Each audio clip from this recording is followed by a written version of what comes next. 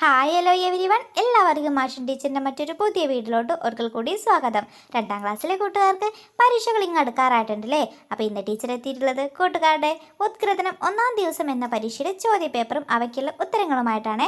അപ്പം നമുക്ക് ഒട്ടും തന്നെ സമയം കളയാതെ വേഗം നമ്മുടെ പരീക്ഷയിലോട്ട് പോവാം. അതിലോട്ട് പോകുന്നതിന് മുന്നേ ആയിട്ട് നമ്മുടെ ചാനൽ ആദ്യമായിട്ട് കാണുന്ന മക്കളുണ്ടെങ്കിൽ ചാനൽ സബ്സ്ക്രൈബ് ചെയ്യാൻ, വീഡിയോ മക്കൾക്ക് യൂസ്ഫുൾ ആയിട്ട് തോന്നുകയാണെങ്കിൽ നിങ്ങളുടെ മറ്റു കൂട്ടുകാർ കൂടി ഷെയർ ചെയ്ത് കൊടുക്കാനായിട്ട് മറക്കരുതേ. ഓക്കെ മക്കളെ, അപ്പം നമുക്ക് ആദ്യത്തെ പ്രവർത്തനത്തിലോട്ട് പോകാം. പ്രവർത്തനം 1, ഒഴുകുന്ന പുഴ. കൂട്ടുകാർക്ക് അവിടെ ഒരു പുഴയുടെ ചിത്രങ്ങളൊക്കെ തന്നിട്ടുണ്ട് അല്ലേ.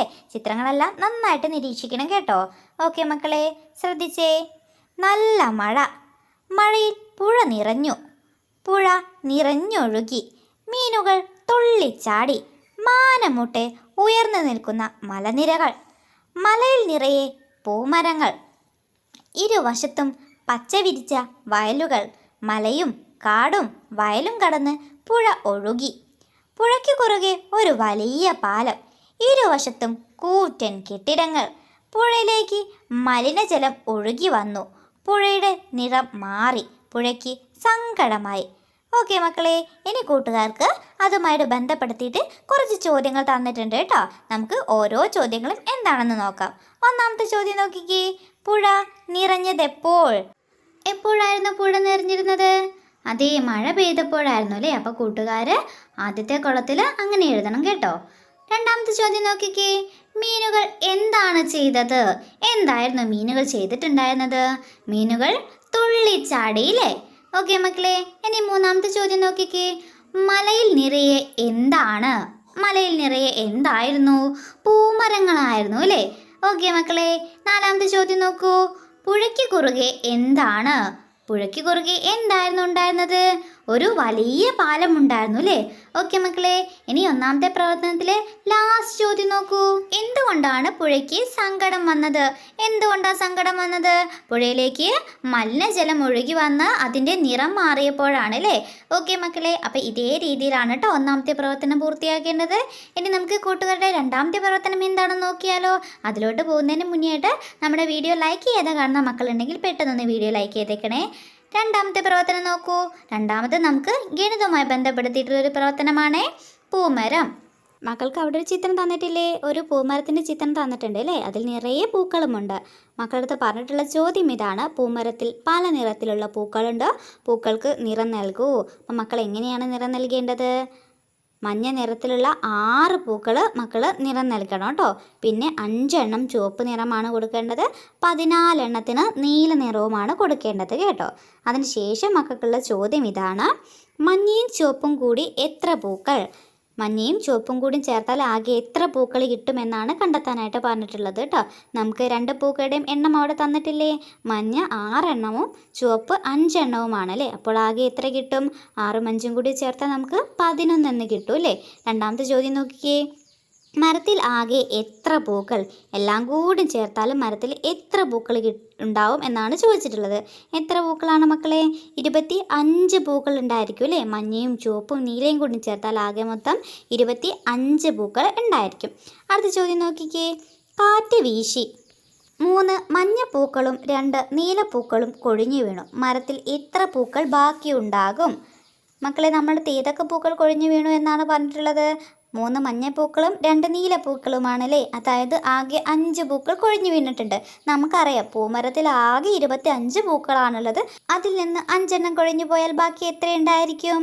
20 പൂക്കൾ ഉണ്ടായിരിക്കും അല്ലേ. ഓക്കെ മക്കളെ, അപ്പോൾ 2-ാമത്തെ പ്രവർത്തനം ഈസി ആയിരുന്നു അല്ലേ. കൂട്ടുകാർക്ക് ഇഷ്ടപ്പെട്ടോ? ഇഷ്ടപ്പെട്ടിട്ടുണ്ടെങ്കിൽ ആ കാര്യം കൂടി നമ്മുടെ കമൻറ്റ് ബോക്സിൽ പറയാനായിട്ട് മറക്കരുതേ മക്കളെ. ഓക്കെ, ഇനി നമുക്ക് മറ്റൊരു പ്രവർത്തനത്തിലോട്ട് പോയാലോ. 3-ാമതുള്ള പ്രവർത്തനം കൂട്ടുകാർക്ക് മലയാളവുമായി ബന്ധപ്പെടുത്തിയിട്ടുള്ളതാണ്. നോക്കിക്കേ. പൂമരത്തിലെ കൂട്ടുകാർ. കൂട്ടുകാർക്ക് അവിടെ ഒരു പാട്ട് തന്നിട്ടുണ്ട് അല്ലേ. അതിലേക്ക് വരികൾ ചേർത്ത് പാടാനാണ് പറഞ്ഞിട്ടുള്ളത് കേട്ടോ. നോക്കിക്കേ, നമുക്കവിടെ 4 വരി പാട്ടാദ്യം തന്നിട്ടുണ്ട്. നമുക്കൊന്ന് വായിച്ചു നോക്കാം അല്ലേ. മാമലമേലെ പൂമരമുണ്ടേ, തേന്മണമൊഴുകും പൂവുകളുണ്ടേ, പൂവുകൾ തോറും പാറി നടക്കും ചേലൂറും പൂമ്പാറ്റകളുണ്ടേ. നോക്കിക്കേ മക്കളെ, ഇതേ രീതിയിൽ മക്കളെടുത്ത് ബാക്കി വരികൾ കൂട്ടിച്ചേർത്ത് എഴുതാനാണ് പറഞ്ഞിട്ടുള്ളത്. നോക്കൂ. മാമലമേലെ പൂമരമുണ്ട്, തേന്മണമൊഴുകും പൂവുകളുണ്ട്, പൂവുകൾ തോറും. ഇത്രയേ നമുക്ക് അവിടെ തന്നിട്ടുള്ളൂ.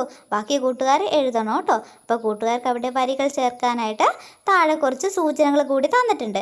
നമുക്കതെന്തൊക്കെയാണെന്ന് നോക്കാം. എന്നിട്ട് അത് കൂടി ചേർത്ത് വെച്ചിട്ട് നമുക്ക് എന്ത് ചെയ്യാം, ഈ ഒരു പാട്ടിലോട്ട് കൂടുതൽ വരികൾ ചേർത്തിട്ട് ഒന്നിച്ച് നമുക്കൊന്ന് പാടി നോക്കാം അല്ലേ. നോക്കിക്കേ മക്കളെ, നിങ്ങൾക്ക് അവിടെ തന്ന സൂചനകൾ നോക്കൂ. പൂമ്പൊടി തിന്നും, കലപില കൂട്ടും, മൂളിപ്പാടും. ഇത്രയാണ് നമുക്ക് തന്നിട്ടുള്ളത്. ഓക്കെ, ഇനി നമുക്ക് എന്ത് ചെയ്യാം, അതിലോട്ട് വരികൾ ചേർത്ത് നോക്കാം. നോക്കൂ.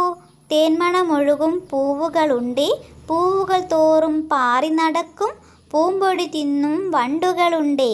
മാമലമേലെ പൂമരമുണ്ട്, തേന്മണമൊഴുകും പൂവുകളുണ്ട്, പൂവുകൾ തോറും പാറി നടക്കും, കലപില കൂട്ടും കിളികളുണ്ട്. അപ്പോൾ ഇതേ രീതിയിലൊക്കെ മക്കൾക്ക് എന്ത് ചെയ്യാം, അതിലോട്ട് വരികൾ ചേർത്ത് എഴുതാവുന്നതാണ് കേട്ടോ. ഓക്കെ മക്കളെ, ഇനി മറ്റൊരു പ്രവർത്തനം നോക്കൂ. പ്രവർത്തനം 4, ഗ്രാമക്കാഴ്ചകൾ. ഗ്രാമക്കാഴ്ചകൾ നോക്കൂ, എത്ര മനോഹരം. മക്കളെ നോക്കിക്കേ, നമുക്കവിടെ ഒരു ചിത്രം തന്നിട്ടുണ്ടല്ലേ, ഒരു ഗ്രാമത്തിൻ്റെ ചിത്രം. അതുമായിട്ട് ബന്ധപ്പെടുത്തിയിട്ടുള്ള ചോദ്യമാണേ. ചോദ്യം നോക്കൂ. വായിച്ച് ഗ്രാമങ്ങളിലെ കാഴ്ചകൾക്ക് നേരെ ശരി അടയാളം രേഖപ്പെടുത്തൂ എന്നാണ് പറഞ്ഞിട്ടുള്ളത്. നോക്കിക്കേ, നമുക്കവിടെ ഒരുപാട് കാര്യങ്ങൾ തന്നിട്ടുണ്ട് അല്ലേ. അപ്പം അതിൽ ഏതൊക്കെയാണ് ഗ്രാമത്തിൽ കൂട്ടുകാർ കണ്ട കാഴ്ചകൾ എന്ന് കണ്ടെത്തിയിട്ട് അതിൻ്റെ നേരെ മാത്രം ശരി അടയാളം ഇടാനാണ് പറഞ്ഞിട്ടുള്ളത്. നമുക്ക് ഓരോന്നായിട്ട് വായിച്ചു നോക്കാം. പീലി വിടർത്തിയാടുന്ന തെങ്ങുകൾ, ആളുകളുടെ തിക്കും തിരക്കും, പച്ച വിരിച്ചു നിൽക്കുന്ന വയലുകൾ, തിരക്ക് കുറഞ്ഞ റോഡുകൾ, കൂറ്റൻ കെട്ടിടങ്ങൾ, കളകളം പാടിയൊഴുകുന്ന തോടുകൾ, വയൽവരമ്പിൽ നിരന്നു നിൽക്കുന്ന വെള്ളക്കൊക്കുകൾ, തലങ്ങും വിലങ്ങും പായുന്ന വാഹനങ്ങൾ. ഏതൊക്കെയാണ് മക്കളെ നമുക്കവിടെ ചിത്രത്തിൽ കണ്ടിട്ടുള്ള കാഴ്ചകൾ? ഏതൊക്കെയാണ്? അതെ, പീലി വിടർത്തിയാടുന്ന തെങ്ങുകളുണ്ട്. പിന്നെയോ പച്ച വിരിച്ചു നിൽക്കുന്ന വയലുകളും, തിരക്ക് കുറഞ്ഞ റോഡുകളും, കളകളം പാടിയൊഴുകുന്ന തോടുകളും, വയൽ വരമ്പിൽ നിരന്നു നിൽക്കുന്ന വെള്ളക്കൊക്കുകളിലെ. ഇതെല്ലാമാണ് നമ്മൾ ഗ്രാമത്തിൽ കണ്ട കാഴ്ചകളിലെ. ഓക്കെ മക്കളെ, വളരെ ഈസി ആയിട്ടുള്ള ഒരു ആക്ടിവിറ്റി ആയിരുന്നു അല്ലേ. ഇനി നമുക്ക് ഗണിതവുമായി ബന്ധപ്പെടുത്തിയിട്ടുള്ള മറ്റൊരു പ്രവർത്തനം കൂടി നോക്കിയാലോ. പ്രവർത്തനം 5, പൂമരം മാത്രമല്ല, മലയിൽ നിറയെ പഴങ്ങളുള്ള മരങ്ങളുമുണ്ട്. സപ്പോട്ട, പേര, ചാമ്പ, മാവ്. കാറ്റ് ആഞ്ഞു വീശി പഴങ്ങൾ താഴേക്ക് വീണു. കുട്ടികൾ പഴങ്ങൾ പെറുക്കി വെച്ചു. നോക്കിക്കേ മക്കളെ, അവിടെ സപ്പോട്ടയും അതുപോലെ തന്നെ പേരയും ചാമ്പയും മാങ്ങയൊക്കെ എത്ര എണ്ണം വീതമാണ് കിട്ടിയിട്ടുള്ളത് എന്നതിൻ്റെ ഒരു പട്ടിക നമുക്ക് തന്നിട്ടുണ്ട് അല്ലേ. അപ്പോൾ അത് വെച്ചിട്ട് മക്കൾ എന്ത് കണ്ടെത്തണം, ഓരോ പഴങ്ങളും ആകെ എത്ര വീതമാണെന്ന് കണ്ടെത്തിയിട്ട് മക്കൾ ആ ഒരു പട്ടിക പൂർത്തീകരിക്കണം കേട്ടോ. നോക്കിക്കേ മക്കളെ, ആദ്യത്തെ കോളത്തിൽ നമുക്ക് പഴങ്ങളാണ് തന്നിട്ടുള്ളത് അല്ലേ. രണ്ടാമത്തെ കോളത്തിൽ 10ൻ്റെ കൂട്ടങ്ങളാണ്, മൂന്നാമത്തെ കോളത്തിൽ ഒന്നുകളാണ്, ലാസ്റ്റ് കോളങ്ങളിൽ മക്കൾ എന്ത് എഴുതണം, ആകെ എഴുതണം കേട്ടോ. നോക്കിക്കേ, സപ്പോട്ട 10ൻ്റെ എത്ര കൂട്ടമുണ്ട്? 2 കൂട്ടമാണ് അല്ലേ. എത്ര ഒന്നുകളുണ്ട്? 3 ഒന്നുകളാണുള്ളത്. എങ്കിൽ ആകെ എത്ര ഉണ്ടായിരിക്കും? 23 എണ്ണം ഉണ്ടായിരിക്കും അല്ലേ. അടുത്ത് നോക്കിക്കേ, പേരയ്ക്കാണ് അല്ലേ. പേരയ്ക്ക നമുക്ക് ആകെ മാത്രമേ ചോദ്യപേപ്പറിൽ തന്നിട്ടുള്ളൂ. ആകെ 36 എണ്ണമുണ്ട്. നമ്മൾ അതിൽ എത്ര 10ൻ്റെ കൂട്ടവും എത്ര ഒന്നിൻ്റെ കൂട്ടവും ഉണ്ട് എന്നാണ് കണ്ടെത്തേണ്ടത് കേട്ടോ. നോക്കിക്കേ മക്കളെ, 36 എന്ന് പറയുമ്പോൾ അതിൽ എത്ര 10ൻ്റെ കൂട്ടമുണ്ട്? 3 10കളും 6 ഒന്നുകളുമാണ് അല്ലേ. അടുത്ത് നോക്കിക്കേ മക്കളെ, ചാമ്പ 10ൻ്റെ 4 കൂട്ടങ്ങളും 1ൻ്റെ 5 കൂട്ടങ്ങളും ഉണ്ട് അല്ലേ. അപ്പോൾ ആകെ എത്ര ഉണ്ടായിരിക്കും? 45 എണ്ണം ഉണ്ടായിരിക്കും. അടുത്ത് നോക്കിക്കേ, നമുക്ക് മാങ്ങയാണ് തന്നിട്ടുള്ളത്. അതിലാകെ എത്രയേ കൊടുത്തിട്ടുള്ളൂ? 10 എന്നേ കൊടുത്തിട്ടുള്ളൂ. അപ്പം നമുക്കവിടെ 10ൻ്റെ ഒരു കൂട്ടം മാത്രമായാൽ തന്നെ എത്രയായിരിക്കും? 10 എണ്ണം ഉണ്ടായിരിക്കും അല്ലേ. അപ്പോൾ ഇതേ രീതിയിലാണ് മക്കൾ ആ ഒരു പട്ടിക പൂർത്തിയാക്കേണ്ടത് കേട്ടോ. അതിൽ തന്നെയുള്ള മറ്റൊരു ചോദ്യം നോക്കിക്കേ, ഏത് പഴമാണ് കൂടുതൽ കിട്ടിയത്? ഏത് പഴമാണ് കൂടുതൽ കിട്ടിയിട്ടുള്ളത്? ചാമ്പയാണല്ലേ. എത്ര എണ്ണം കിട്ടിയിട്ടുണ്ട്? 45 എണ്ണം കിട്ടിയിട്ടുണ്ട് അല്ലേ. ഓക്കെ, ഇനി അതുമായി ബന്ധപ്പെടുത്തിയിട്ടുള്ള മറ്റൊരു ചോദ്യം നോക്കൂ. പഴങ്ങളുടെ എണ്ണത്തെ ചെറുതിൽ നിന്ന് വലുതിലേക്ക് ക്രമീകരിക്കൂ എന്നാണ് പറഞ്ഞിട്ടുള്ളത്. നോക്കിക്കേ മക്കളെ, ആദ്യം എത്ര വരും? 10 എന്ന് വരും അല്ലേ. മാങ്ങ 10 എണ്ണയുള്ളൂ. പിന്നെയോ 23, 36, 45. അപ്പോൾ ഇതേ രീതിയിലാണ് മക്കൾ ചെറുതിൽ നിന്ന് വലുതിലോട്ട് ക്രമീകരിക്കേണ്ടത് കേട്ടോ. ഓക്കെ മക്കളെ, അപ്പോൾ ഇത്രയാണ് കൂട്ടുകാരുടെ ഉത്കൃതനം 1ാം ദിവസത്തെ പരീക്ഷാ ചോദ്യങ്ങളും അവയ്ക്കുള്ള ഉത്തരങ്ങളും. അപ്പോൾ എല്ലാ കൂട്ടുകാരും നന്നായിട്ട് തന്നെ പരീക്ഷയ്ക്ക് വേണ്ടിയിട്ട് പഠിക്കുക. മറ്റൊരു പുതിയ വീഡിയോയുമായിട്ട് നമുക്ക് വീണ്ടും കാണാം.